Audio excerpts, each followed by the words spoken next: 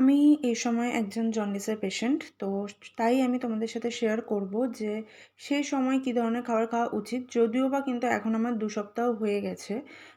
একদম কোর্ট টাইমে শেয়ার করার কিচ্ছু নেই, অনলি সেদ্ধ। সেদ্ধ ছাড়া জীবনে কোনো অপশান নেই। না তেল, না মশলা, ঘি, কিচ্ছু না।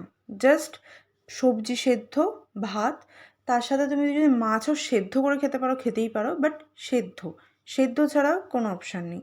কোনো পেঁয়াজ, রসুন, আদা, তেল, ঝাল, মশলা কিচ্ছু চলবে না। প্রথম ২ সপ্তাহ একদম সেদ্ধর মধ্যেই থাকতে হবে। এটা আমি যখন শেয়ার করছি তখন আমার ২ সপ্তাহ হয়ে গেছে, তাই আমি এর মধ্যে লঙ্কা অ্যাড করেছি।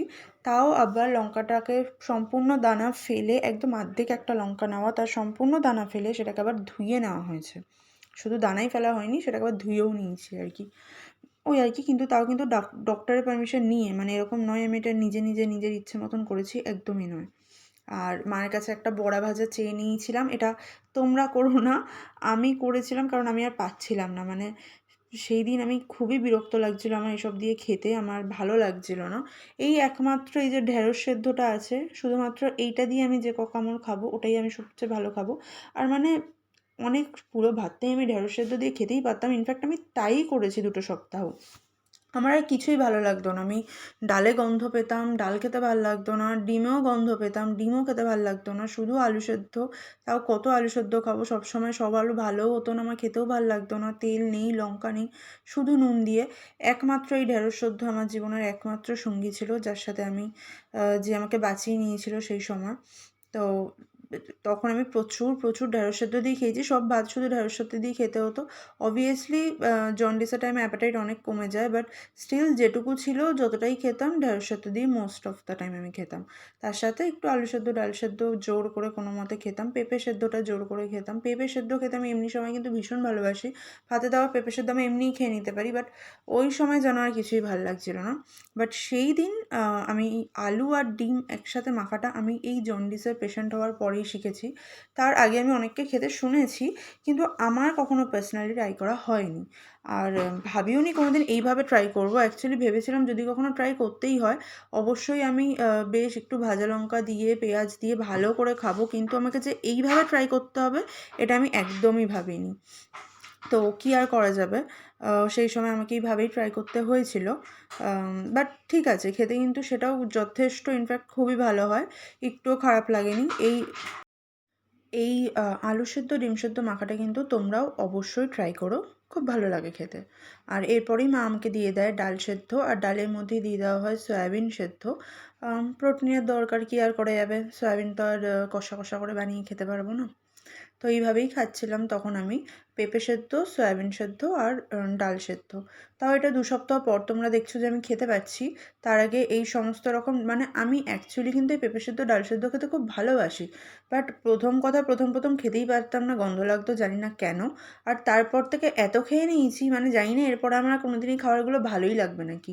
আর আপাতত তো মানে আমি আর দেখতে চাই না হয়তো ১ বছর। কী আর করা যাবে? এই খাবারের উপরেই ছিলাম তাই। দেখা যাক, হয়তো তাও ভাল লাগবে। কোনো প্রবলেম হবে না। তো খুব ভালো ছিল। আ সয়াবিন দিয়ে মেখে, আর সয়াবিন সেদ্ধ আমি জানি না তোমরা কেউ ট্রাই করেছো নাকি? বাট যথেষ্ট ভালো খেতে হয় সিরিয়াসলি। একটুও কিন্তু ওরকম বাজে খেতে লাগে না। হ্যাঁ, অবভিয়াসলি সয়াবিন যেভাবে রান্না করলে যতটা ভালো লাগবে সেরকম ভালো তো ডেফিনিটলি লাগবে না। কিন্তু হ্যাঁ, সয়াবিন সেদ্ধ তোমরা একবার ডালের সাথে ট্রাই করে দেখো। আ অবশ্যই যে ভালোভাবে খেতে পারবে সে কেনই বা আমার মতো ট্রাই করতে যাবে? বাট এমনি আরকি, কখনো অ্যাজ এ প্রোটিন আরকি ডালের মধ্যে কী দেবো, খুব একটা রান্না করার সময় নেই বা কিছু। একবার ট্রাই করে দেখো।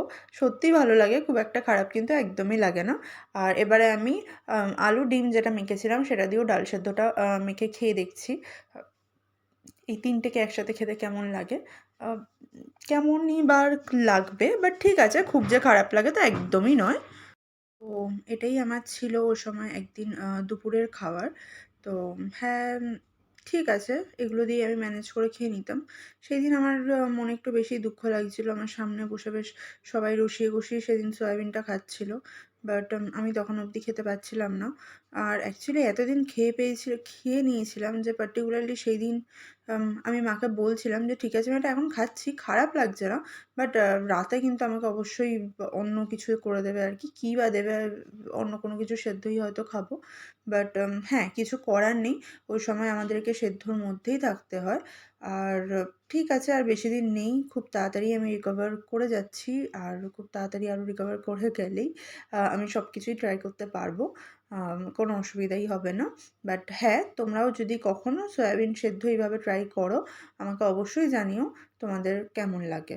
উম আমার মোটামুটি খুব একটা খারাপ লাগেনি। ভালোই লেগেছে। ওকে, তো আজকের মতো এটুকুই। এবার আমি খেয়ে নিই ভাতগুলো।